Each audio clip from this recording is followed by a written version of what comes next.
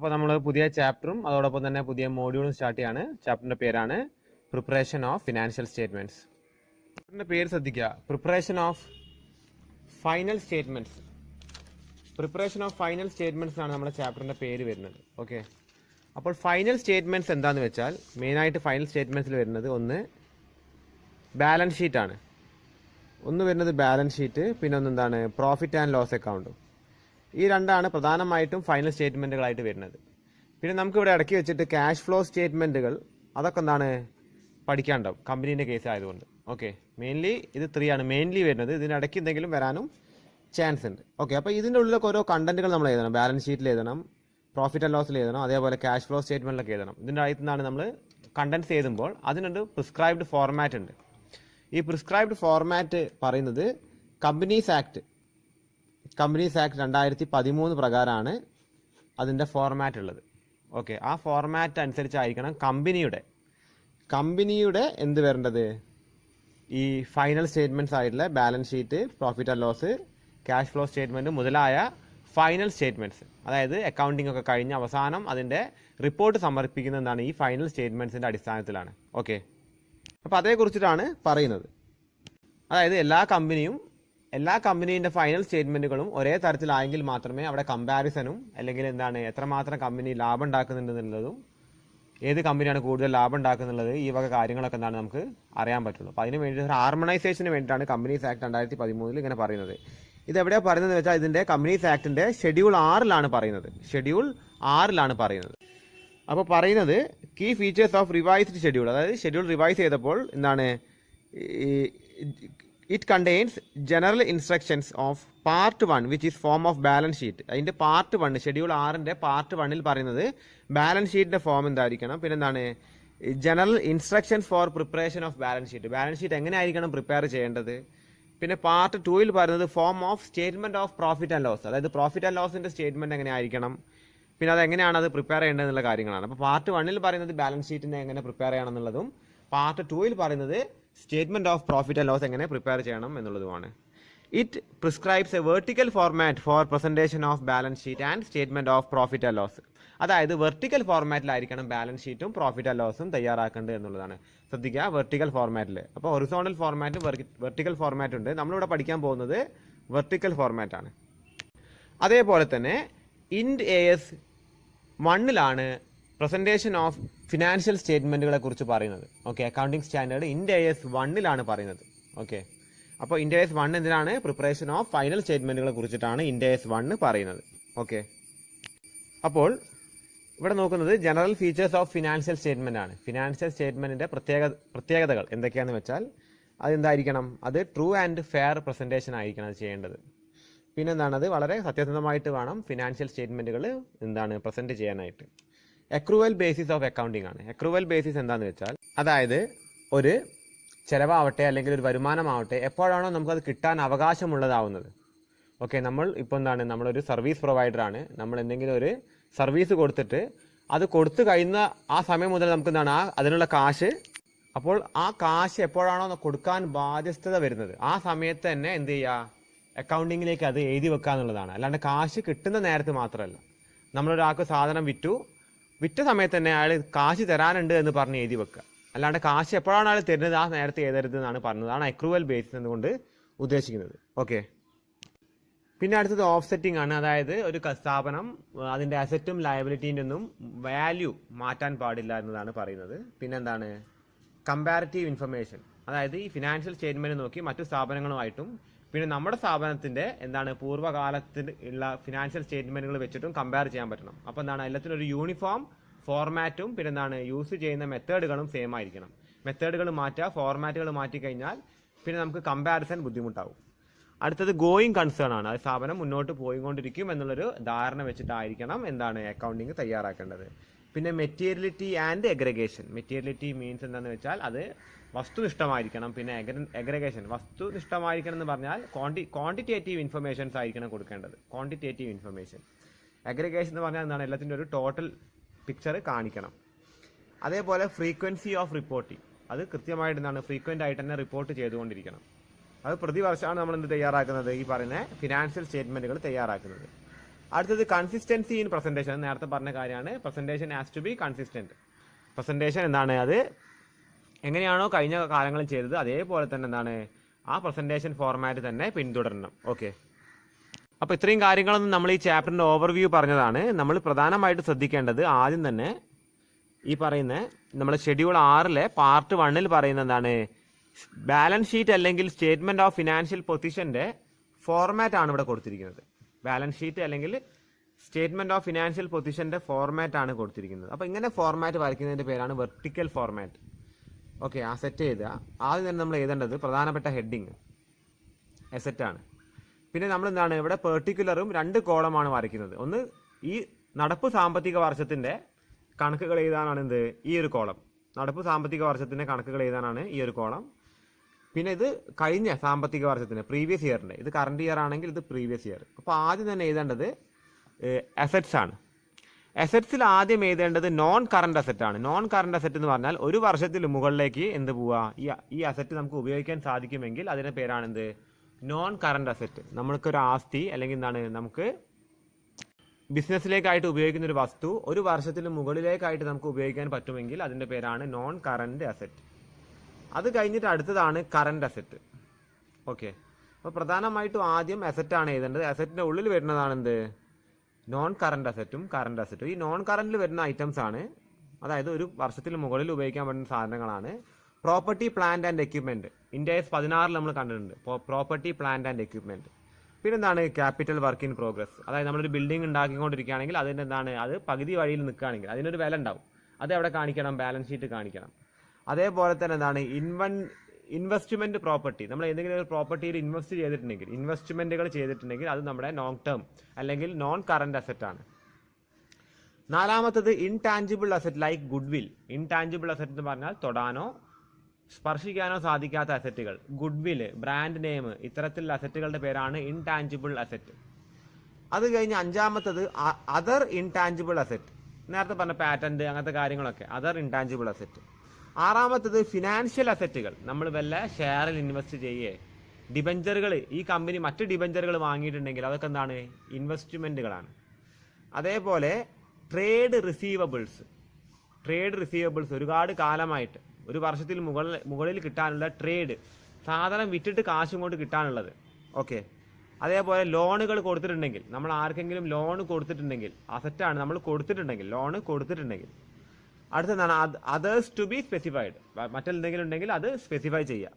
അതുപോലെ തന്നെ biological asset, നല്ല ചെടികൾ അങ്ങനെ എന്തെങ്കിലും ബയോളജിക്കൽ അസറ്റ്. അതേപോലെ ഡിഫേർഡ് ടാക്സ് അസറ്റ്. നമ്മൾ ഇൻഡെക്സ് 12 ഇൻകം ടാക്സിൽ കണ്ടതാണ്.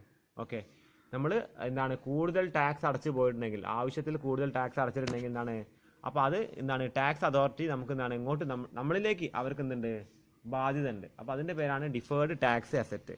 ഒൻപതാമത്തത് അതർ നോൺ കറണ്ട് അസറ്റ്. മറ്റെന്തെങ്കിലും നോൺ കറണ്ട് അസറ്റ് ഉണ്ടെങ്കിൽ. ഇതൊക്കെയാണ് നോൺ കറണ്ട് അസറ്റിൽ വരുന്നത്. ഒരുപാട് ഐറ്റംസ് വരാം, ചുരുക്കിയിട്ടാണ് ഇവിടെ എഴുതിയിരിക്കുന്നത്. ഇനി കറണ്ട് അസറ്റിൽ വരുമ്പോൾ എന്താണ്, ഇൻവെൻട്രി. ഇൻവെൻട്രി എന്ന് പറഞ്ഞാൽ സ്റ്റോക്ക്, വിൽക്കാൻ വെച്ചിരിക്കുന്ന സാധനങ്ങളുടെ പേരാണ് ഇൻവെൻട്രീസ്. ഓക്കെ, അത് കഴിഞ്ഞിട്ട് എന്താണ് ഫിനാൻഷ്യൽ അസറ്റ്. അത് കറണ്ട് ആണ്. ഇത് എന്താ വെച്ചാൽ ഒരു വർഷത്തിൽ താഴെ വരുന്നതാണ്. അതായത് ഒരു വർഷത്തിനുള്ളിൽ വിറ്റ് പോകുന്ന ഇൻവെൻട്രീസ് ആണിത്. ഇൻവെൻട്രി എന്തായാലും ഒരു വർഷത്തിനുള്ളിൽ വിറ്റ് പോകും. ഒരു വർഷത്തിന് മുകളിലേക്കൊക്കെ പോയി കഴിഞ്ഞാൽ എന്തായാലും പിന്നെ സ്ഥാപനം നല്ല രീതിക്ക് മുന്നോട്ട് പോകാൻ ചാൻസ് കുറവാണ്. അതേപോലെ തന്നെ അടുത്തതാണ് എന്ത്, ഫിനാൻഷ്യൽ അസറ്റ്. അതേപോലെ ചുരുങ്ങിയ കാലത്തേക്ക് എടുക്കുന്ന ഇൻവെസ്റ്റ്മെന്റുകൾ. പിന്നെന്താണ് നമ്മുടെ ട്രേഡ് റിസീവബിൾ, വിറ്റ സാധനത്തിന്റെ കാശ് കിട്ടാനുള്ളത്. അതേപോലെ ക്യാഷ് ആൻഡ് ക്യാഷ് ഇക്വിവാലൻസ്. ഒന്നുകിൽ എന്താണ് നമ്മളെ ക്യാഷ്, കയ്യിലുള്ള ക്യാഷ്, അല്ലെങ്കിൽ എന്താണ് ക്യാഷ് പോലുള്ള വല്ല DD അങ്ങനത്തെ എന്തെങ്കിലും സാധനങ്ങൾ. അതേപോലെ അടുത്തത് നമ്മുടെ ബാങ്ക് ബാലൻസ്. അപ്പോൾ ഇതൊക്കെയാണ് മെയിനായിട്ട് വരുന്ന കറണ്ട് അസറ്റുകൾ. ഓക്കെ, അപ്പോൾ ഇതാണ് ഫോർമാറ്റ്. നിങ്ങൾ നന്നായിട്ടൊന്ന് നോക്കി വെക്കുക.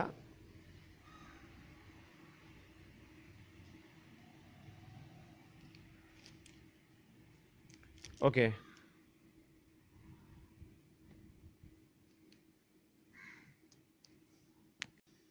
നേരത്തെ കണ്ടിന്യൂഷനാണ്. അതായത് കറണ്ട് അസറ്റിൽ കുറച്ചും കൂടി സാധനങ്ങൾ, ചെറിയ കാലാവധിക്ക് കൊടുക്കുന്ന ലോണുകൾ, ഒരു വർഷത്തിനുള്ളിൽ തിരിച്ചടയ്ക്കാൻ നമുക്ക് തിരിച്ചു കിട്ടാവുന്ന ലോണുകൾ നമ്മൾ കൊടുത്തിരിക്കുന്നത് നമ്മുടെ കറണ്ട് അസറ്റാണ്. അതേപോലെ അതേഴ്സ് ടു ബി സ്പെസിഫൈഡ്. മറ്റെന്തെങ്കിലും ഉണ്ടെങ്കിൽ അത് സ്പെസിഫൈ ചെയ്തിട്ട് എഴുതുക. അത് കഴിഞ്ഞിട്ട് കറണ്ട് ടാക്സ് അസറ്റ്. നമ്മൾ നേരത്തെ ഡിഫേർഡ് ടാക്സ് എന്ന് പറഞ്ഞാൽ ഒരുപാട് കാലത്തേക്ക്, അതായത് കാലാവധി കൂടുതൽ വരുന്ന ഡിഫേർഡ് ടാക്സ് അസറ്റ് ആണ് നമ്മൾ നോൺ കറണ്ട് അസറ്റിൻ്റെ താഴെ കണ്ടത്. അതേപോലെ ഷോർട്ട് ടേമിലായിട്ട് എന്തെങ്കിലും ടാക്സ് അസറ്റ് ഉണ്ടെങ്കിൽ അത് എഴുതുക. പിന്നെ അതർ എന്തെങ്കിലും മറ്റേതെങ്കിലും കറണ്ട് അസറ്റ് ഉണ്ടെങ്കിൽ എഴുതുക. ഓക്കെ, അത് കഴിഞ്ഞിട്ട് അടുത്തതാണ് equity and liabilities. Equity and liabilities. Okay, അപ്പോൾ ഇവിടെ ഇക്വിറ്റി കൊടുത്തിട്ടുണ്ട്. ഇക്വിറ്റി മീൻസ് എന്താണ്? ഇക്വിറ്റി ഷെയർ ക്യാപിറ്റലാണ്. ഇക്വിറ്റി ഷെയർ ക്യാപിറ്റൽ ആണ് ആര്? ഓണേഴ്സ്, കമ്പനീൻ്റെ ഓണേഴ്സ് നിക്ഷേപിച്ചിരിക്കുന്ന തുക ഇക്വിറ്റി.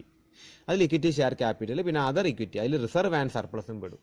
അതായത് കമ്പനി പ്രോഫിറ്റിൽ നിന്ന് മാറ്റി വച്ചിരിക്കുന്ന തുകകൾ. അതാർക്കാണ് അവകാശമുള്ളത്? ഇക്വിറ്റി ഷെയർ ഹോൾഡേഴ്സിനാണ് അവകാശമുള്ളത്. ഓക്കെ, അപ്പോൾ ഇക്വിറ്റി എന്ന് ആദ്യം എഴുതാം. അപ്പോൾ നമ്മൾ പ്രധാനമായിട്ട് ശ്രദ്ധിക്കേണ്ടത് ആദ്യത്തെ മെയിൻ സാധനം എന്ന് പറഞ്ഞത് അസറ്റാണ്. ഓക്കെ, അത് കഴിഞ്ഞിട്ട് അടുത്തത് ഇക്വിറ്റി ആൻഡ് ലയബിലിറ്റിയാണ്. ഓക്കെ, അപ്പോൾ അസറ്റിൻ്റെ അകത്ത് വരുന്നതായിരുന്നു എന്ത്? Non കറൻറ്റും current അസറ്റും. ഇക്വിറ്റിയിൽ വരുന്നതാണ് ഇക്വിറ്റി. ആദ്യം ഇക്വിറ്റിയാണ് വരിക. ഇക്വിറ്റി ആൻഡ് ലയബിലിറ്റിയിൽ വരുന്നതാണ് ആദ്യം ഇക്വിറ്റി, അത് കഴിഞ്ഞിട്ട് നോൺ കറണ്ട് ലയബിലിറ്റി. ഓക്കെ, നമ്മളിവിടെ എന്താ ചെയ്യുന്നത്? ഇക്വിറ്റി ആൻഡ് ലയബിലിറ്റിയാണ്. ഓക്കെ, അപ്പോൾ ഇക്വിറ്റി എഴുതുക, അത് കഴിഞ്ഞിട്ട് അടുത്തത് നോൺ കറണ്ട് ലയബിലിറ്റി. അപ്പോൾ അസറ്റിൻ്റെ കേസ് പോലെ തന്നെ നമ്മൾ അങ്ങോട്ട് കൊടുക്കാനുള്ള ബാധ്യതകളാണ് ലയബിലിറ്റീസ്. നമ്മൾ കൊടുത്തു തീർക്കാനുള്ള ബാധ്യതകളുടെ പേരാണ് ലയബിലിറ്റീസ് എന്ന് പറഞ്ഞാൽ. അപ്പോൾ ഒരു വർഷത്തിലും അധികം സമയം നമുക്ക് കൊടുത്തു തീർക്കാനുണ്ടെങ്കിൽ, നമ്മുടെ ലോൺ എടുത്തിട്ട് 5 കൊല്ലം കൊണ്ട് കൊടുത്തു തീർക്കുകയാണെങ്കിൽ അത് എവിടെ പെടുമെന്ന് വെച്ചാൽ നോൺ കറണ്ട് ലയബിലിറ്റിയിൽ പെടും. നമ്മളൊരു ഷോർട്ട് ടേം ലോൺ, ഒരു 6 മാസത്തേക്ക് ലോൺ എടുക്കുകയാണെങ്കിൽ അത് കറണ്ട് ലയബിലിറ്റിയിൽ പെടും. ഓക്കെ, ഒരു വർഷത്തിനുള്ളിലാണ് നമ്മുടെ ബാധ്യത തീർക്കണം എന്നുണ്ടെങ്കിൽ അത് കറണ്ട് ലയബിലിറ്റിയാണ്. ഒരു വർഷം കഴിഞ്ഞിട്ടാണ് കൊടുക്കണം എന്നുണ്ടെങ്കിൽ അതെന്താണ്? അത് നോൺ കറണ്ട് ലയബിലിറ്റിയാണ്. ഓക്കെ, അപ്പോൾ ഇക്വിറ്റിയിൽ ഞാൻ പറഞ്ഞു എന്താണ്? ഇക്വിറ്റി ഷെയർ ക്യാപിറ്റലും എന്താണ്? അതർ ഇക്വിറ്റിയാണ് വരുന്നത്. അതിൽ റിസർവ് ആൻഡ് സർപ്ലസ് അതും എന്താണ്? ഇക്വിറ്റി ഷെയർ ക്യാപിറ്റൽ ഉള്ള പോലെ തന്നെ അത് അതിൻ്റെ ഓണേഴ്സിന് അവകാശപ്പെട്ടതാണ്. നോൺ കറണ്ട് ലയബിലിറ്റിയിൽ വരുന്ന കാര്യങ്ങളാണ് ഫിനാൻഷ്യൽ ലയബിലിറ്റീസ്. നമ്മൾ ആരെങ്കിലും കടം വാങ്ങിയിട്ടുണ്ടെങ്കിൽ, നമ്മൾ ആരുടെ കയ്യിൽ നിന്നെങ്കിലും എന്താണ്? ട്രേഡിങ് സാധനം വാങ്ങിയിട്ട് കാശ് കൊടുത്തിട്ടില്ലെങ്കിൽ, അത് ഒരുപാട് കാലത്തിന് ശേഷമാണ് കൊടുക്കേണ്ടതെങ്കിൽ അത് നോൺ കറണ്ട് ലയബിലിറ്റിയിൽ പെടും. അതേപോലെ അതർ ഫിനാൻഷ്യൽ ലയബിലിറ്റീസ്, മറ്റ് ഫിനാൻഷ്യൽ ലയബിലിറ്റീസും പെടും. അതേപോലെ പ്രൊവിഷൻസ് വരും. ഡിഫേർഡ് ടാക്സ് ലയബിലിറ്റീസ്, നമ്മൾ ടാക്സ് എന്താണ് ആവശ്യത്തിന് കൊടുത്തിട്ടില്ലെങ്കിൽ നമ്മൾ എന്താണ് അടുത്ത വർഷം അല്ലെങ്കിൽ അടുത്ത വർഷങ്ങളിലായിട്ട് അത് കൊടുത്തു തീർക്കേണ്ടി വരും. ഓക്കെ, അത് ഡിഫേർഡ് ടാക്സ് ലയബിലിറ്റി. അത് കഴിഞ്ഞ് അതർ നോൺ കറണ്ട് ലയബിലിറ്റീസ്. അപ്പോൾ ഇതും ഇവിടെ പെടും. ഇനി അടുത്തതാണ് കറണ്ട് ലയബിലിറ്റീസ്. കറണ്ട് ലയബിലിറ്റീസ് ആണ് ഫിനാൻഷ്യൽ ലയബിലിറ്റീസ് ഉള്ളത്. Okay, borrowings, trade payable, other financial liabilities. Okay, പിന്നെ അതർ കറണ്ട് ലയബിലിറ്റീസ് ഉണ്ട്, പ്രൊവിഷൻസ്, കറണ്ട് ടാക്സ് ലയബിലിറ്റീസ്. ഈ വക കാര്യങ്ങളൊക്കെയാണ് അതിൽ വരുന്നത്. അപ്പോൾ നിങ്ങൾ ആദ്യം തന്നെ ഈ 2 ഫോർമാറ്റ് കൃത്യമായിട്ട് എഴുതി വെക്കുക.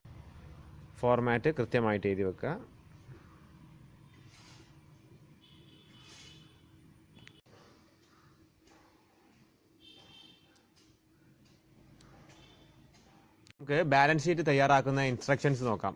അപ്പോൾ അത് കഴിഞ്ഞിട്ട് നമുക്ക് എന്താണ്? ബാലൻസ് ഷീറ്റിൻ്റെ ക്വസ്റ്റ്യനിലേക്ക് കടന്നാൽ മതി. അപ്പോൾ ആദ്യം തന്നെ നമ്മൾ നോക്കേണ്ടത് കറണ്ട് അസറ്റ്സ്. എന്താണ് കറണ്ട് അസറ്റ്സ് എന്ന് വെച്ചാൽ, അതായത് ഒരു ഓപ്പറേറ്റിംഗ് സൈക്കിൾ, ഒരു നോർമൽ ഓപ്പറേറ്റിംഗ് സൈക്കിളിന് ഉള്ളിൽ റിയലൈസ് ചെയ്യുന്നത്, അതായത് നമ്മുടെ കൈവശം വന്നിട്ട് നമ്മുടെ കയ്യിൽ നിന്നത് പോകുന്നത് ഒരു നോർമൽ ഓപ്പറേറ്റിംഗ് സൈക്കിൾ, അതായത് ഒരു വർഷത്തിനുള്ളിൽ പോകുകയാണെങ്കിൽ അതിൻ്റെ പേരാണ് കറണ്ട് അസറ്റ്. അത് അധികവും ട്രേഡാണ് ചെയ്യുക, primarily for the purpose of being traded. Okay, അത് ഈ നോർമൽ ഓപ്പറേറ്റിംഗ് സൈക്കിൾ അധികം എന്താ വരിക? 12 മാസമാണ് വരിക. ഓക്കെ, അതാണ് ഈ 3 പോയിന്റിൽ പറയുന്നത്. അതാണ് കറണ്ട് അസറ്റ്സ്. ഓക്കെ, അത് കഴിഞ്ഞിട്ട് ഇവിടെ ഓപ്പറേറ്റിംഗ് സൈക്കിളിനെ കുറിച്ചാണ് പറയുന്നത്. ഈ ഓപ്പറേറ്റിംഗ് സൈക്കിൾ നമ്മൾ ബാലൻസ് ഷീറ്റ് വരുന്ന സാധനമല്ല. ഈ കറണ്ട് അസറ്റ് ആണെങ്കിൽ കറണ്ട് ലയബിലിറ്റി ആവട്ടെ, അതിൻ്റെ ഓപ്പറേറ്റിംഗ് സൈക്കിൾ എന്നത് കൊണ്ട് ഉദ്ദേശിക്കുന്നത് 12 മാസമാണ്. അപ്പോൾ ഇവിടെ എന്താ പറയുന്നതെന്ന് വെച്ചാൽ, an operating cycle is the time between acquisition of the asset for processing and their realization in cash. അതായത് ഒരു അസറ്റ് അക്വയർ ചെയ്യുക, സ്വന്തമാക്കിയിട്ട് അത് പ്രോസസ്സ് ചെയ്തതിന് ശേഷം അത് വിറ്റിട്ട്, റിയലൈസ് ചെയ്യുക എന്ന് പറഞ്ഞാൽ അത് കയ്യിൽ നിന്ന് വിറ്റിട്ട് എന്ത് ചെയ്യുക? അത് ക്യാഷ് ആയിട്ട് മാറ്റുക. അതാണ് റിയലൈസേഷൻ ഉദ്ദേശിക്കുന്നത്. ഓക്കെ, സെയിൽ ചെയ്തിട്ട് കാശ് വാങ്ങുന്ന പ്രക്രിയയുടെ പേരാണ് റിയലൈസേഷൻ. അപ്പോൾ അതിന് മുൻപായിട്ട് അത് സാധനം വാങ്ങിയിട്ട് അത് എന്താണ്? പ്രോസസ്സ് ചെയ്യണം. എല്ലാ കറണ്ട് അസറ്റുകളും നമ്മൾ ഡയറക്റ്റ് ആയിട്ടല്ല വിൽക്കാൻ പോകുന്നത്. ഇപ്പോൾ നമ്മൾ അറിയാം, ചില മാനുഫാക്ചറിങ് കൺസേൺസ് ആണെങ്കിൽ അസംസ്കൃത വസ്തുക്കൾ, റോ മെറ്റീരിയൽസ് വാങ്ങി അത് പ്രോസസ്സ് ചെയ്ത് മറ്റൊരു രൂപത്തിലേക്ക് മാറ്റിയിട്ടാണ് വിൽക്കുക. ഓക്കെ, അപ്പോൾ ഇതാണ് ഓപ്പറേറ്റിംഗ് സൈക്കിൾ. അത് കഴിഞ്ഞിട്ട് കറണ്ട് ലയബിലിറ്റി, അതിപ്പോൾ കറണ്ട് അസറ്റിൻ്റെ എന്താണ് അതേ ഭാവമാണ് കറണ്ട് ലയബിലിറ്റിക്ക് ഉള്ളത്. എന്താണെന്ന് വെച്ചാൽ 12 മാസത്തിനുള്ളിൽ നമ്മൾ ഏതെങ്കിലും ബാധ്യതകൾ കൊടുത്ത് തീർക്കുന്നുണ്ടെങ്കിൽ അത്തരം ബാധ്യതകളുടെ പേരാണ് കറണ്ട് ലയബിലിറ്റി. അത് കഴിഞ്ഞ് ട്രേഡ് റിസീവബിൾ, നമ്മൾ സാധനം വിറ്റിട്ട് കിട്ടാനുണ്ടെങ്കിൽ. ഓക്കെ, പിന്നെന്താണ് അടുത്തത്? ട്രേഡ് പേയബിൾ, നമ്മൾ വാങ്ങിയിട്ട് സാധനങ്ങൾ വാങ്ങി കാശ് കൊടുക്കാനുണ്ടെങ്കിൽ. ഓക്കെ, അത് കഴിഞ്ഞിട്ട് എക്സ്പ്ലനേഷൻ ഫോർ അസറ്റ്സ്. അപ്പോൾ ബാലൻസ് ഷീറ്റിലെ അസറ്റ്സിൽ വരുന്ന എക്സ്പ്ലനേഷൻസ് ആണ്, ശ്രദ്ധിക്കുക. ഇതാണ് നമ്മൾ മെയിനായിട്ട് നോക്കാനുള്ളത്. അപ്പോൾ ഈ നോൺ കറണ്ട് അസറ്റ് എന്ന് പറഞ്ഞിട്ടൊരു ഹെഡിങ്, സബ് ഹെഡിങ് നമ്മൾ നേരത്തെ കണ്ടിട്ടുണ്ട്. അതിൽ പെടുന്ന കാര്യങ്ങൾ പ്രോപ്പർട്ടി, പ്ലാന്റ്, എക്യുപ്മെൻറ്റ്. അതിൽ പെടുന്ന കാര്യങ്ങളാണ് land, building, plant and equipment, bearer plants, പിന്നെന്താണ് എയർക്രാഫ്റ്റ്സ്. ബെയറർ പ്ലാന്റ്സ് എന്ന് വെച്ചാൽ അഗ്രികൾച്ചറൽ പ്രൊഡ്യൂസുമായിട്ട് ബന്ധമുള്ള അസറ്റുകളാണ്. പിന്നെ നമ്മുടെ കൈവശം എന്തെങ്കിലും എയർക്രാഫ്റ്റ് ഉണ്ടെങ്കിൽ അതൊക്കെ എന്താണ് plant property, plant and equipment അകത്ത് വരുന്ന കാര്യങ്ങളാണ്. അതേപോലെ തന്നെ വെഹിക്കിൾസ്, ഫർണിച്ചർ ആൻഡ് ഫിക്സ്ചേഴ്സ്, ഫർണിച്ചറുകൾ, ഓഫീസ് എക്യുപ്മെൻറ്റ്സ്, പിന്നെന്താണ് അസറ്റ്സ് അണ്ടർ ലീസ്, പാട്ടത്തിന് എടുത്തിരിക്കുന്ന അസറ്റുകൾ. Okay, capital work in progress, അതായത് വല്ല ബിൽഡിങ് ക്യാപിറ്റൽ അസറ്റ്സ്, അത് നമ്മൾ ഉണ്ടാക്കിയിട്ട് അത് ഫിനിഷ് ആക്കിയിട്ടില്ല. അപ്പോൾ ഫിനിഷ് ആക്കുന്നതിന് മുൻപായിട്ട് ആ സെമി ഫിനിഷ്ഡ് ക്യാപിറ്റൽ ഗുഡ്സിന് ഒരു വാല്യൂ ഉണ്ടാവും. ഓക്കെ, ഒരു ബിൽഡിങ് പണിഞ്ഞുകൊണ്ടിരിക്കുന്നുള്ളൂ, പക്ഷേ അതിനെന്താണ് ഒരു സ്ട്രക്ചർ ആയിട്ടുണ്ട്. അപ്പോൾ ആ സ്ട്രക്ചറിനൊരു വാല്യൂ ഉണ്ടാവും. അപ്പോൾ അങ്ങനത്തെ ഉണ്ടെങ്കിൽ എന്താണ് കാണിക്കുക? അത് ബാലൻസ് ഷീറ്റിലേക്ക് കാണിക്കുക. അത് കഴിഞ്ഞിട്ട് ഗുഡ് വിൽ എന്താണ്? ഒരു ഇൻടാഞ്ചിബിൾ അസറ്റാണ്. ഓക്കെ, അത് പ്രോഫിറ്റിൻ്റെ ബേസിസിൽ കണക്കാക്കുന്ന ഒരു ഇൻടാഞ്ചിബിൾ അസറ്റാണ്. ഓക്കെ, അതേപോലെ മറ്റ് intangible assets, brand name, computer software, പിന്നെന്താണ് പബ്ലിഷിംഗ് ടൈറ്റിൽസ്, അല്ലെങ്കിൽ എന്താണ് ഹെഡുകൾ, എന്താണ് മാസ്റ്റ് ഹെഡ്സ്, അത് നമ്മുടെ ടൈറ്റിൽസ് ഒക്കെ മാതിരി ഒരു പ്രൊഡക്റ്റിൻ്റെ പേരോ അങ്ങനത്തെ കാര്യങ്ങളൊക്കെ, അതൊക്കെ എന്താണ് ഇൻടാഞ്ചിബിൾ അസറ്റ്സ് ആണ്. അത് കഴിഞ്ഞിട്ട് മൈനിങ് റൈറ്റ്സ് ഉണ്ടെങ്കിൽ, എവിടെയെങ്കിലും എന്താണ് ഖനനം ചെയ്യാനൊക്കെ റൈറ്റ്സ് വാങ്ങിയിട്ടുണ്ടെങ്കിൽ അതൊക്കെ ഇൻടാഞ്ചിബിൾ അസറ്റ്സ് ആണ്.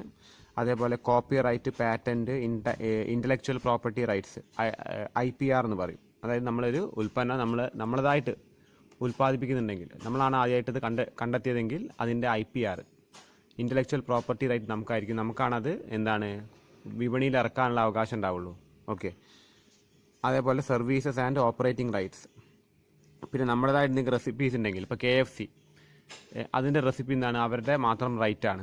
ഓക്കെ, പിന്നെ എന്താണ് വല്ല ഫോർമുലാസ് ഉണ്ടെങ്കിൽ, അതായത് വല്ല കെമിസ്റ്റുകൾക്ക്, അതായത് ഈ മരുന്ന് കമ്പനികൾക്കൊക്കെ എന്തെങ്കിലും എന്താണ് അവരുടെ മെഡിസിൻസിനായിട്ടുള്ള പെർട്ടിക്കുലർ ഫോർമുലാസിന് റൈറ്റ്സ് ഉണ്ടെങ്കിൽ അതൊക്കെ എന്താണ് ഇൻടാഞ്ചിബിൾ അസറ്റ്സ് ആണ്. അതേപോലെ മോഡൽസ്, ഇപ്പോൾ ഒരു കാറിൻ്റെ മോഡൽ സെയിം ആയിട്ട് മറ്റൊരു കാറിൻ്റെ കമ്പനിക്ക് അത് എന്താണ് റിപ്ലിക്കേറ്റ് ചെയ്യാൻ പാടില്ല, കാരണം അത് അവരുടെ റൈറ്റാണ്. ഓക്കെ, അതേപോലെ ഡിസൈനുകൾ, പ്രോട്ടോടൈപ്സ് പറഞ്ഞാൽ ഡിസൈനിൻ്റെ മറ്റൊരു പേര് തന്നെ. പിന്നെ ലൈസൻസ് ആൻഡ് ഫ്രാഞ്ചൈസസ്, ലൈസൻസുകൾ കൊടുക്കുക, ഫ്രാഞ്ചൈസുകൾ. ഓക്കെ, മറ്റൊരു സ്ഥാപനത്തിന് നമ്മുടെ ലൈസൻസ് കൊടുക്കുക. അപ്പോൾ ആ സ്ഥാപനത്തിൻ്റെ എന്താണ് അത് ഒരു അസറ്റാണ്, ഇൻടാഞ്ചിബിൾ അസറ്റാണ്. ഓക്കെ, പിന്നെ അടുത്തത് നമ്മുടെ ഇൻവെസ്റ്റ്മെൻറ്റ് പ്രോപ്പർട്ടി വരും. പിന്നെ എന്താണ് ഇൻവെസ്റ്റ്മെൻറ്റ് പ്രോപ്പർട്ടി മീൻസ് എന്താണ് ഇൻവെസ്റ്റ് ചെയ്യൽ, നമ്മൾ ഏതെങ്കിലും പ്രോപ്പർട്ടിയിലേക്ക് കാശ് ഇൻവെസ്റ്റ് ചെയ്യുക, എന്താണ് മറ്റ് റിട്ടേൺ കിട്ടാൻ വേണ്ടിയിട്ട്, അതിൽ നിന്നൊരു ഇൻകം കിട്ടാൻ വേണ്ടിയിട്ട്. പിന്നെ അതേമാതിരി എന്താണ് ഫിനാൻഷ്യൽ അസറ്റുകൾ, അത് ഈ നോൺ കറണ്ട് ഇൻവെസ്റ്റ്മെൻറ്റുകൾ വരാം, trade receivable, non current loan, പിന്നെ എന്താണ് other non current financial asset, നമ്മുടെ കൈവശം വെച്ചിരിക്കുന്നെങ്കിൽ നമ്മൾ കടമായിട്ട് എന്തെങ്കിലും കാശ് ആർക്കെങ്കിലും കൊടുത്തിട്ടുണ്ടെങ്കിൽ, അല്ലെങ്കിൽ നമ്മൾ എവിടെയെങ്കിലും കൊണ്ടുപോയി നിക്ഷേപിച്ചിട്ടുണ്ടെങ്കിൽ കാശായിട്ട്. ഓക്കെ, അതാണ് ഫിനാൻഷ്യൽ അസറ്റ്സ്. പിന്നെ അടുത്തതാണ് നോൺ കറണ്ട് ഇൻവെസ്റ്റ്മെൻറ്റ്സ്. ഇപ്പോൾ നോൺ കറണ്ട് ഇൻവെസ്റ്റ്മെൻറ്റ്സിലാണ് എന്ത് ഈ വക കാര്യങ്ങളൊക്കെ. അപ്പോൾ ഇക്വിറ്റി ഇൻസ്ട്രുമെൻറ്റ്സ്, മറ്റ് കമ്പനികളുടെ ഇക്വിറ്റിയിലേക്ക് ഇൻവെസ്റ്റ് ചെയ്യുക. അതേമാതിരി മറ്റ് കമ്പനികളുടെ പ്രിഫറൻസ് ഷെയറുകളിലേക്ക് ഇൻവെസ്റ്റ് ചെയ്യുക. പിന്നെ ഗവൺമെൻറ് അല്ലെങ്കിൽ ട്രസ്റ്റിൻ്റെ സെക്യൂരിറ്റീസ്, ഗവൺമെൻറ്റും ട്രസ്റ്റുകളൊക്കെ ഇറക്കുന്ന സെക്യൂരിറ്റീസ് വാങ്ങുക, അതിൽ ഇൻവെസ്റ്റ് ചെയ്യുക. അതേമാതിരി ഡിബഞ്ചറുകളിലേക്കോ ബോണ്ടുകളിലേക്കോ ഇൻവെസ്റ്റ് ചെയ്യുക, മ്യൂച്വൽ ഫണ്ടിലേക്ക് ഇൻവെസ്റ്റ് ചെയ്യുക. അതേമാതിരി പാർട്ട്ണർഷിപ്പ് ഫേംസ്, മറ്റേതെങ്കിലും സ്പെസിഫിക് നേച്ചറിൽ വരുന്ന നോൺ കറണ്ട് ഇൻവെസ്റ്റ്മെൻറ്റ്സ്. ഓക്കെ, അപ്പോൾ ഫിനാൻഷ്യൽ അസറ്റ്സിൻ്റെ ഒരു സബ് പോയിൻ്റ് ആണ് എന്ത് ഈ നോൺ കറണ്ട് ഇൻവെസ്റ്റ്മെൻറ്റ്, അതിൽ പെട്ട കാര്യങ്ങളാണ് എന്ത് ഇതൊക്കെ. ഓക്കെ, അത് കഴിഞ്ഞ് non current trade receivable. Okay, അതായത് ട്രേഡ് റിസീവബിൾ എന്ന് പറഞ്ഞാൽ 12 മാസത്തിൽ കഴിഞ്ഞിട്ടേ ഒരു സാധനം വിറ്റിട്ട് 12 മാസം കഴിഞ്ഞിട്ട് അതിൻ്റെ കാശ് കിട്ടുമെന്നുണ്ടെങ്കിൽ അത് നോൺ കറണ്ട് ട്രേഡ് റിസീവബിൾ ആണ്. ഓക്കെ, പിന്നെ അടുത്തത് നോൺ കറണ്ട് ലോൺ, അത് ഈ നമ്മൾ കൊടുത്തിരിക്കുന്ന ലോണുകളാണ്, മറ്റുള്ളവർക്ക് നമ്മൾ അനുവദിച്ച് കൊടുത്തിരിക്കുന്ന ലോണുകൾ നമ്മുടെ അസറ്റാണ്.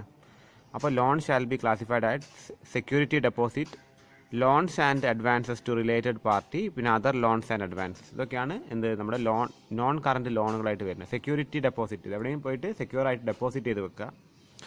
പിന്നെ നമ്മൾ ആർക്കെങ്കിലും റിലേറ്റഡ് പാർട്ടീസിന് കൊടുത്തിരിക്കുന്ന ലോൺസ് ആൻഡ് അഡ്വാൻസസ്, പിന്നെ എന്താണ് അതർ ലോൺസ് ആൻഡ് അഡ്വാൻസ്. ഇതൊക്കെ 12 മാസങ്ങൾക്ക് ശേഷമാണ് നമുക്ക് തിരിച്ച് കിട്ടുമെന്നുണ്ടെങ്കിൽ അതെന്താണ് നമ്മൾ കൊടുത്തിരിക്കുന്ന ലോങ് ടേം ലോണായിട്ട് അത് പരിഗണിച്ചുകൊണ്ട് നമ്മുടെ ഫിക്സഡ് അസറ്റ്സിൻ്റെ താഴെയായിട്ട് അല്ലെങ്കിൽ നോൺ കറണ്ട് അസറ്റ്സിന് താഴെയായിട്ട് എഴുതേണ്ടതാണ്. ഓക്കെ, അതിന് ഫിനാൻഷ്യൽ അസറ്റ്സിന് താഴെയായിട്ട് പ്രത്യേകിച്ചും എഴുതേണ്ടതാണ്. അപ്പോൾ അതിൻ്റെ സബ് പോയിൻറ്റ്സ് ആണിത്. ഫിനാൻഷ്യൽ അസറ്റിൻ്റെ ഫസ്റ്റ് സബ് പോയിൻറ്റ് എന്തായിരുന്നു?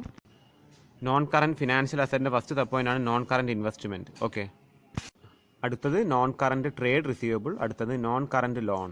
ഓക്കെ, അത് കഴിഞ്ഞിട്ട് മറ്റെന്തെങ്കിലും സ്പെസിഫിക് ആയിട്ടുള്ള other non current financial assets ഉണ്ടെങ്കിൽ അതും നമ്മൾ ഇതിൽ പെടുത്തും. ഓക്കെ, ഇനി ഇന്ത്യ AS 41 പറയുന്നത് വല്ല ബയോളജിക്കൽ അസറ്റ്സ്, അതായത് ലിവിങ് ആനിമൽസ്. ഇപ്പോൾ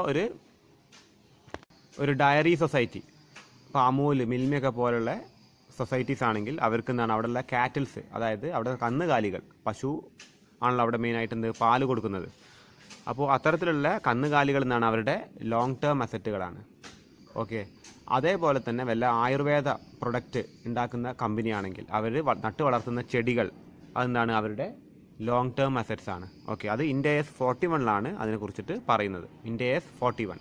ഓക്കെ, ഇതൊക്കെ ചിലപ്പോൾ ചെറിയ മാർക്കിനാണെങ്കിലും ചോദിക്കാൻ ചാൻസ് ഉണ്ട്, നോട്ട് ചെയ്ത് വെക്കുക. ഓക്കെ, അടുത്തത് deferred tax assets. This arises due to the difference between taxable income and reported income. അതായത് നമ്മൾ ടാക്സ് കൂടുതൽ കൊടുത്തു പോയിട്ടുണ്ടെങ്കിൽ, പക്ഷേ നമ്മൾ കാര്യമായിട്ട് അത്രയും കൊടുക്കേണ്ട ആവശ്യമില്ല, ടാക്സ് അത്രയും കൊടുക്കേണ്ട ആവശ്യമില്ല എന്ന് പിന്നീട് നമുക്ക് തെളിയുകയാണെങ്കിൽ നമുക്ക് റീഫണ്ട് കിട്ടണം. അത് കിട്ടുന്നിടത്തോളം കാലം നമ്മുടെ അസറ്റായിട്ട് നമ്മൾ ബാലൻസ് ഷീറ്റിൽ അത് എഴുതി വെക്കും. അത് കഴിഞ്ഞ് അതർ നോൺ കറണ്ട് അസറ്റ്സ്, മറ്റെന്തെങ്കിലും non current assets like capital advances, മറ്റെന്തെങ്കിലും സെക്യൂരിറ്റി ഡെപ്പോസിറ്റ്സോ അങ്ങനെ എന്തെങ്കിലും ഉണ്ടെങ്കിൽ അത് നമ്മുടെ ഈ പറയുന്ന നോൺ കറണ്ട് അസറ്റ്സിൻ്റെ അണ്ടറിൽ എഴുതുക. ഓക്കെ, നോൺ കറണ്ട് അസറ്റ്സ് കഴിഞ്ഞിട്ട് അടുത്തത് വരുന്നതാണ് കറണ്ട് അസറ്റ്സ്. അതിൽ ഫസ്റ്റ് വരുന്നതാണ് ഇൻവെൻട്രീസ്.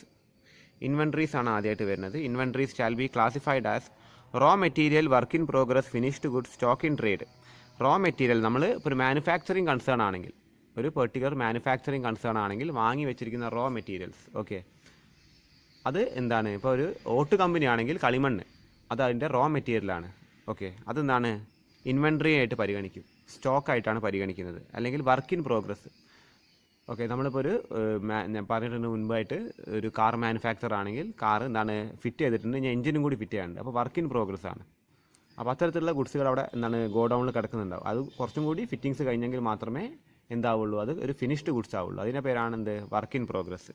അതേപോലെ ഫിനിഷ്ഡ് ഗുഡ്സ്, ഉണ്ടാക്കി കഴിഞ്ഞ ഗുഡ്സ്, അതൊക്കെ മാനുഫാക്ചറിങ് കൺസേൺ ആയിട്ട് ബന്ധപ്പെട്ടതാണ്. ഇനി അടുത്തത് സ്റ്റോക്ക് ഇൻ ട്രേഡ്. ഇപ്പോൾ ഒരു ട്രേഡിംഗ് കൺസേൺ ആണെങ്കിൽ, വാങ്ങി വിൽക്കുന്ന ഒരു സാധാരണ കട, ഒരു ട്രേഡർ ആണെങ്കിൽ അയാൾ വിൽക്കാൻ വേണ്ടി വാങ്ങി വെച്ചിരിക്കുന്ന ഗുഡ്സിൻ്റെ പേരാണ് സ്റ്റോക്ക് ഇൻ ട്രേഡ്. ഓക്കെ, പിന്നെ സ്റ്റോർസ് ആൻഡ് സ്പെയർസ്. ഈ സ്റ്റോറ് പിന്നെ അതുമായിട്ട് സ്പെയർ പാർട്സും കാര്യങ്ങളൊക്കെ. ഇപ്പോൾ ഈ വാഹനങ്ങളൊക്കെ ഡീലേഴ്സിന് അവരുടെ അടുത്ത് വാഹനങ്ങൾ മാത്രമല്ല അവർ വിൽക്കുന്നത്, അതിൻ്റെ കൂടെ തന്നെ അതുമായിട്ട് അനുബന്ധമായിട്ട് വരുന്ന ഈ സ്പെയർ പാർട്ടുകൾ അവർ വിൽക്കുന്നുണ്ട്. അതും ഇൻവെൻട്രിയിൽ പെട്ട കാര്യങ്ങളാണ്. പിന്നെ അതുമായിട്ട് വന്ന ലൂസ് ടൂൾസ് കാര്യങ്ങളൊക്കെ. പിന്നെ മറ്റെന്തെങ്കിലും others which need to be specified, മറ്റെന്തെങ്കിലും ഉണ്ടെങ്കിൽ ഇതിൽ പെടും അത്. പിന്നെ ഗുഡ്സ് ഇൻ ട്രാൻസിറ്റ്, നമ്മൾ ഗുഡ്സ് വിറ്റു, അത് വഴിക്കലാണ്. ഇപ്പോൾ നമ്മൾ എക്സ്പോർട്ട് ചെയ്തിട്ടുണ്ട് ഗുഡ്സ്, അത് പക്ഷേ ഡെസ്റ്റിനേഷനിൽ എത്തിയിട്ടില്ല. അപ്പോൾ ഇവിടുന്ന് USA എക്സ്പോർട്ട് ചെയ്തിട്ടുണ്ടെങ്കിൽ അത് ഇപ്പോഴും കടലിൽ കൂടെ പോയിക്കൊണ്ടിരിക്കുകയാണ്, കപ്പൽ വഴി. അപ്പോൾ അപ്പോഴും നമ്മുടെ സ്റ്റോക്കായിട്ട് തന്നെ പരിഗണിക്കേണ്ടത്. ഓക്കെ, പിന്നെ മോഡ് ഓഫ് വാല്യുവേഷൻ സ്റ്റാൽ ബി. ഈ ഇൻവെൻട്രിക്ക് പല വാല്യുവേഷൻ മെത്തേഡ്സ് നമ്മൾ കണ്ടിട്ടുണ്ട്. നമ്മൾ ഇന്ത്യ AS പഠിക്കുന്ന കൂട്ടത്തിൽ നമ്മൾ ഇൻവെൻട്രി വാല്യുവേഷൻ പ്രത്യേകമായിട്ട് കണ്ടിട്ടുണ്ട്. ആ വീഡിയോസ് നിങ്ങളൊന്ന് നോക്കുക. അപ്പോൾ അതിൽ എന്ത് മോഡ് ഓഫ് വാല്യുവേഷൻ ആണ് യൂസ് ചെയ്യുക എന്നുള്ളത് പറഞ്ഞിട്ടുണ്ട്. ഓക്കെ, ഇനി കറണ്ട് ഫിനാൻഷ്യൽ അസറ്റ്സ് ആണ്. അതിൽ കറണ്ട് ഇൻവെസ്റ്റ്മെൻറ്റ്സ്. ഇപ്പം നമ്മൾ നേരത്തെ നോൺ കറണ്ട് ഫിനാൻഷ്യൽ അസറ്റ്സ് കണ്ടു. ഇനി കറണ്ട്, അതായത് 12 മാസങ്ങൾക്ക് താഴെയാണ് ഫിനാൻഷ്യൽ അസറ്റ്സിൻ്റെ കാലാവധി, മെച്യൂരിറ്റി പീരീഡ് ഉണ്ടെങ്കിൽ അതിൻ്റെ പേരാണ് കറണ്ട് ഫിനാൻഷ്യൽ അസറ്റ്സ്. ഓക്കെ, അപ്പോൾ അതിൽ പെടുന്ന കാര്യങ്ങളാണ് current investments, current trade receivables, cash and cash equivalence. നമ്മളെ കയ്യിലുള്ള ക്യാഷ് അല്ലെങ്കിൽ ക്യാഷ് പോലുള്ള സാധനങ്ങൾ, ചെക്ക് ആവാം, DD ആവാം, ഈ വക കാര്യങ്ങളൊക്കെ ക്യാഷുമായിട്ട് ഇക്വാലൻ്റ് ആയിട്ട് വരുന്ന അസറ്റ്സ് ആണ്. അതേപോലെ കറണ്ട് ലോൺ, നമ്മൾ ചെറുതായിട്ട് കൊടുത്തിരിക്കുന്ന ആർക്കെങ്കിലും 12 മാസത്തിന് ഉള്ളിൽ നമുക്ക് തിരിച്ചു കിട്ടാവുന്ന ലോണുകൾ കൊടുത്തിട്ടുണ്ടെങ്കിൽ അതൊക്കെ എന്താണ് കറണ്ട് ലോണായിട്ട് പരിഗണിക്കും. പിന്നെ അതർ കറണ്ട് ഫിനാൻഷ്യൽ അസറ്റ്സ്, മറ്റ് കറണ്ട് ഫിനാൻഷ്യൽ അസറ്റ്സ് ഒക്കെ വരും. ഓക്കെ, അപ്പോൾ എന്താണ് ഈ വക കാര്യങ്ങളാണെന്ന് എഴുതിയിരിക്കുന്നത്. അപ്പോൾ ഇത് ജസ്റ്റ് ഒന്ന് എഴുതി വെച്ചാൽ, ഇത് മാത്രം നോട്ട് ചെയ്ത് വെച്ചാൽ മതി. കാര്യമായിട്ട് ഇതിലൊന്നും പിന്നെ കാര്യമായിട്ട് പറയാനില്ല. ഓക്കെ, നമ്മൾ പറഞ്ഞത് അസറ്റ്സിൻ്റെ അകത്ത് അസറ്റ് എന്ന് പറഞ്ഞ മെയിൻ ഹെഡിങ് ഉണ്ട്, അതിനകത്താണ് നോൺ കറണ്ട് അസറ്റും പിന്നെ അതിന് താഴെയായിട്ട് കറണ്ട് അസറ്റും. ഈ നോൺ കറണ്ടിൽ ഒരുപാട് സബ് ഐറ്റംസ് ഉണ്ട്. ഈ സബ് ഐറ്റംസിനുള്ളിൽ വരുന്ന സബ് ഐറ്റംസ് നമ്മൾ കണ്ടിട്ടുണ്ട്. ഫിനാൻഷ്യൽ അസറ്റിലൊക്കെ നമ്മൾ കണ്ടു, അതേപോലെ കറണ്ടിലും നമ്മൾ കണ്ടു അല്ലേ, ഇതേപോലെ തന്നെ. അപ്പോൾ ഈ രണ്ട് നോൺ കറണ്ട് അസറ്റും കറണ്ട് അസറ്റും കഴിഞ്ഞാൽ അസറ്റ്സ് എന്ന് പറഞ്ഞ സൈഡ് കംപ്ലീറ്റ് ആവും, ആ ഒരു പോർഷൻ കംപ്ലീറ്റ് ആവും. അത് കഴിഞ്ഞിട്ട് അടുത്തത് വരുന്നതാണ് മെയിനായിട്ട് വരുന്നത് ഇക്വിറ്റി ആൻഡ് ലയബിലിറ്റീസ്. ഇക്വിറ്റിയും ലയബിലിറ്റീസും ഒരേ പോർഷനായിട്ടാണ് എഴുതുക. അതിൽ ഇമ്പോർട്ടൻ്റ് ആയ സംഗതിയാണ് ഇക്വിറ്റി എന്ന് പറഞ്ഞത്.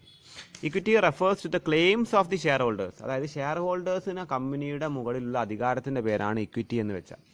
അപ്പോൾ അവരവിടെ കമ്പനിയിൽ വാങ്ങിയിരിക്കുന്ന ഷെയറുകളും പിന്നെ കമ്പനി മാറ്റി വെച്ചിരിക്കുന്ന പ്രോഫിറ്റും ഷെയർ ഹോൾഡേഴ്സിന് അവകാശപ്പെട്ടതാണ്.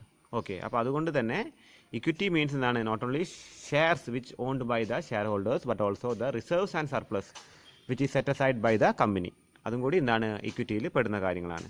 അപ്പോൾ ഇക്വിറ്റിയിൽ മെയിനായിട്ട് വരുന്നതാണ് ഇക്വിറ്റി ഷെയർ ക്യാപിറ്റലാണ്. അപ്പോൾ ഇക്വിറ്റി ഷെയർ ക്യാപിറ്റൽ ഒരുപാട് കാര്യങ്ങൾ നമ്മൾ എഴുതണം. എത്ര ഷെയറുകൾ ഓതറൈസ് ചെയ്തിട്ടുണ്ട്, authorised capital. Authorised means the maximum limit that a company can raise, maximum limit of shares that a company can raise. അതിൻ്റെ പേരാണെന്ത്, ഓതറൈസ്ഡ് ഷെയർ ക്യാപിറ്റൽ. അതിനപ്പുറത്തേക്ക് കമ്പനി കൂടുതലായിട്ട് ഷെയർ ക്യാപിറ്റൽ റേസ് ചെയ്യണമെങ്കിൽ കമ്പനി ഹാസ് ടു എന്താണ് change its memorandum of association. Okay, അത് മാറ്റിയിട്ട് എന്ത് ചെയ്യണം, കമ്പനി അത് ഒന്നും കൂടി രജിസ്റ്റർ, അതായത് വീണ്ടും എന്താണ് രജിസ്ട്രാറെ പോയി കണ്ടിട്ട് എന്താണ് അവരുടെ ഓതറൈസ്ഡ് ക്യാപിറ്റൽ ചേഞ്ച് വരുത്തണം. എന്നാലേ കമ്പനി കൂടുതലായിട്ട് എന്താണ് വീണ്ടും ഷെയർ ക്യാപിറ്റൽ റേസ് ചെയ്യാൻ പറ്റുള്ളൂ. അപ്പോൾ അതാണ് ഓതറൈസ്ഡ് ക്യാപിറ്റൽ. അത് കഴിഞ്ഞ് എത്ര ഷെയർ ഇഷ്യൂ ചെയ്തിട്ടുണ്ട്, എത്ര സബ്സ്ക്രൈബ് ചെയ്തിട്ടുണ്ട്, എത്ര ഫുള്ളി പെയ്ഡ് ഉണ്ട്, ഈ ഇഷ്യൂ ചെയ്തതിൽ എത്ര അൺസബ്സ്ക്രൈബ്ഡ് ഉണ്ട്, ഇതൊക്കെ കമ്പനി എന്താണ് ഓരോന്നും ഇട്ടിട്ട് പ്രത്യേകമായിട്ട് കാണിക്കുക. പിന്നെ എന്താണ് അതിൻ്റെ പാർ വാല്യൂ എത്രയാണെന്നുള്ളത് കാണിക്കുക. ഒരു ഷെയറിൻ്റെ പാർ വാല്യൂ, യഥാർത്ഥ വില, അത് കമ്പനി നിശ്ചയിക്കുന്നതാണ്. അത് യഥാർത്ഥ വിലയിൽ നിന്ന് കൂടുതൽ വിലക്ക് കൊടുക്കുമ്പോൾ എന്താണ് അത് പ്രീമിയത്തിന് കൊടുക്കുന്ന പറയാം. കുറഞ്ഞ വിലയ്ക്കാകുമ്പോൾ അത് ഡിസ്കൗണ്ടിന് കൊടുക്കുമെന്നാണ് പറയാം. ഓക്കെ, അത് കഴിഞ്ഞ് A reconciliation of number of shares outstanding at the beginning and at the end of reporting period. Okay, അപ്പോൾ ഈ റീകൺസിലിയേഷൻ, എത്ര നമ്പർ ഓഫ് ഷെയർ മുമ്പുണ്ട്, എത്ര അവസാനമുണ്ട്, ഇതൊക്കെ എന്താണ് ഇതിൻ്റെ പോലെ ഒരു റീകൺസിലിയേഷൻ. എന്തെങ്കിലും പൊരുത്തക്കേടുകൾ ഉണ്ടെങ്കിൽ അതെന്താണ് അതൊന്ന് ക്ലിയർ ചെയ്യണം. അപ്പോൾ ഈ വക കാര്യങ്ങളൊക്കെ വരും. അപ്പോൾ ഇതിൽ മെയിനായിട്ട് എന്താണ് ഇക്വിറ്റി ഷെയറിന് ചെയ്താൽ ഈ 4-5 പോയിന്റുകളൊന്ന് ശ്രദ്ധിച്ചാൽ മതി. ഓക്കെ, പിന്നെ അതർ ഇക്വിറ്റിയിൽ വരുന്ന കാര്യങ്ങളാണ് reserves and surplus. Reserves and surplus അതിൽ പെടുന്നതാണ് capital reserve, capital redemption reserve, security premium reserve, debenture redemption reserve, revaluation reserve. ഇതൊക്കെ ഓരോ ടൈപ്പ് റിസർവ്സ് ആണ്. അപ്പോൾ ക്യാപിറ്റൽ റിസർവ് നമ്മൾ റിഡംഷനിൽ കണ്ടിട്ടുണ്ട് അല്ലേ. റിഡംഷനിൽ if there is premium on redemption then it will be shifted to capital reserve.